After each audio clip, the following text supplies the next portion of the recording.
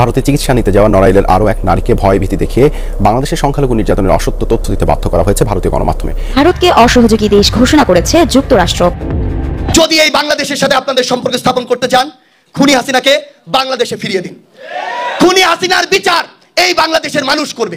Deploy করেছি 48 ঘন্টার মধ্যেই। আমি মনে করি সুস্থতা শেষ পর্যন্ত ভারত বাংলাদেশের যুদ্ধ শুরু, এই দিকে এবার কঠিন হুঁশিয়ারি দিলেন সেনা প্রধান এবং অবশেষে যা হতে যাচ্ছে।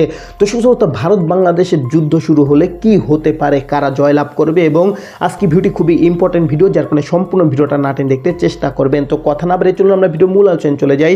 ভিডিও মূল আলোচনায় চলে যাওয়ার আগে আপনার কাছে আমার ছোট করে একটু, আপনি প্রত্যেক মুহূর্তের আপডেট পেতে চাইলে অবশ্যই চ্যানেলটি সাবস্ক্রাইব করে দেবেন এবং পাশে থাকা বেল আইকনটি ক্লিক করে দেবেন, তাহলে প্রত্যেক মুহূর্তের আপডেটগুলো সবার আগে পৌঁছাবে আপনার কাছে।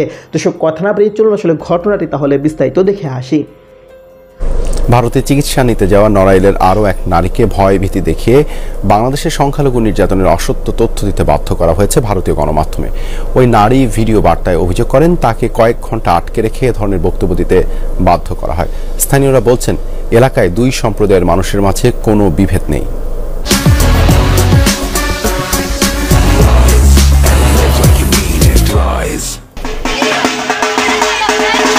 নড়াইলের লোহাগড়ার নলদি ইউনিয়নের বাসিন্দাদের একটি বড় অংশ সনাতন ধর্মাবলম্বী। এখানে হিন্দু মুসলিম সম্প্রীতি দীর্ঘদিনের। সম্প্রতি ভারতীয় গণমাধ্যমে সেদেশে যাওয়া স্থানীয় সাবেক ইউপি সদস্য উষারানী রায়ের একটি বক্তব্য প্রচার হয়, যা নিয়ে শুরু হয় নানান আলোচনা সমালোচনা। দোকান টোকান আছে, মাগুরা টাগুরা দিয়ে এসব দোকান খুলতে পারতেছে না, লুটপাট তো করে নিয়ে গেছে। পরিবার জানায়, চিকিৎসার জন্য গত 7 ডিসেম্বর ভারতে যান উষারানী। সেখানে তাকে 4 ঘন্টা আটকে রেখে ভয়ভীতি দেখিয়ে বাংলাদেশে হিন্দু নির্যাতন নিয়ে গণমাধ্যমে অসত্য তথ্য দিতে বাধ্য করা হয়। ভিডিও বার্তায় বিষয়টি তুলে ধরেন উষারানীও। মিডিয়ারা চারিদিকটা আমারে এই সমস্ত বলাইছে, 4 ঘন্টা রাখিছিল ওখানে ভয়তে পড়ে এইসব কথা বলতে গেছিল। একটা সাক্ষাৎ অনুষ্ঠান দিয়েছে, সম্পূর্ণ ভুল তথ্য দিচ্ছে। আমরা খুব সম্মানের সাথে এখানে বসবাস করি, আমরা হিন্দু মুসলমান সব একসঙ্গে থাকি। স্থানীয়রা বলছেন, এই এলাকায় সাম্প্রদায়িক সম্প্রীতি অটুট রয়েছে। সনাতন ধর্মের কাউকে নির্যাতনের কোনো অভিযোগ নেই। আমরা খুবই শান্তিতে আছি, আমরা পূজা অর্চনা করতেছি, সুন্দর পরিবেশে। আমাকে কোনো হুমকিও হয় নাই, দাবড়া দাবড়িও হয় নাই, মারামারিও হয়নি, আমরা শান্তিতে আছি। এখানকার 30 বছর চেয়ারম্যান এই ধরনের কে বাড়ি কোনো অন্যায় অত্যাচার হয়েছে বলে এরকম কোনো প্রমাণ নাই এবং কেউ প্রমাণ দিতেও পারবে না। এলাকায় যেন কোনো অনাকাঙ্ক্ষিত ঘটনা না ঘটে, সেজন্য সতর্ক রয়েছে আইন শৃঙ্খলা বাহিনী। চেয়ারম্যান সহ আমরা ওখানে যাই, যে আইন শৃঙ্খলা ঠিক রাখার জন্য আমরা ওখানে অবস্থান করি এবং লোকজনের সাথে কথা বলি, যাতে কোনোরূপ কোনো অপ্রীতিকর ঘটনা না ঘটে। বর্তমান এলাকার পরিস্থিতি স্বাভাবিক আছে। সাম্প্রদায়িক সম্প্রীতি নষ্টের যে কোনো ষড়যন্ত্র রুখে দিতে সজাগ এলাকাবাসীও। আমরা বিবেকবোধ বেঁচে দেওয়া ওই প্রজন্ম নয়, বিবেকবোধ বেঁচে দেওয়া প্রজন্ম হলে আমার পাশে থাকা বিশ্বের অন্যতম পরাশক্তি ভারতের দালালি করতাম আমরা, কিন্তু আমরা তা করি না, করব না। যদি এই বাংলাদেশের সাথে আপনাদের সম্পর্ক স্থাপন করতে চান, খুনি হাসিনাকে বাংলাদেশে ফিরিয়ে দিন। খুনি হাসিনার বিচার এই বাংলাদেশের মানুষ করবে। আমরা আমাদের জায়গা থেকে স্পষ্ট করে বলেছি, পৃথিবীর যে কোনো দেশের সাথে আমাদের সম্পর্ক হবে সমতার, মর্যাদার। কেউ বিন্দুমাত্র ডমিনেন্স করার চেষ্টা করলে তার সাথে চোখ রাঙিয়ে কথা হবে, বুলেটের সামনে বুক পেতে দেওয়া হবে।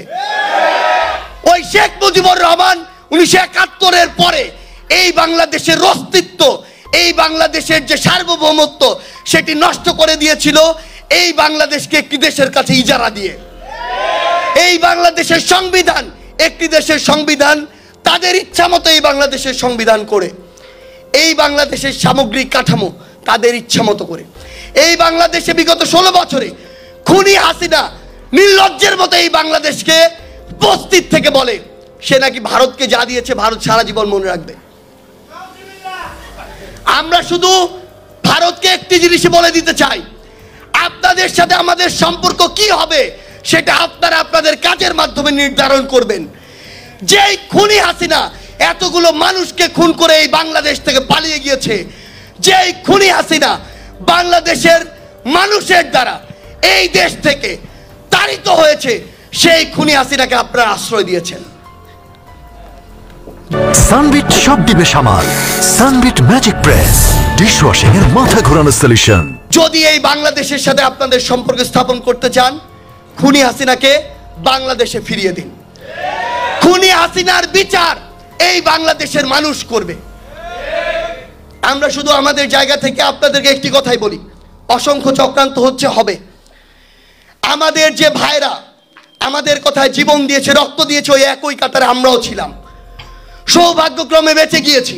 কিন্তু আমরা আজকে এখানে যারা রয়েছি, যে কোনো চক্রান্ত হোক, যে কোনো রাজনৈতিক দল আমার এই অভ্যুত্থানের স্পিরিটকে ভুলে গিয়ে যদি ক্ষমতার দিকে তাকিয়ে থাকে, সে যেই হোক না কেন, সেটা যদি নাহিদ, আসিফ, সার্জিস, হাসনাত হয়, আপনারা তাদের বিরুদ্ধেও কথা বলবেন।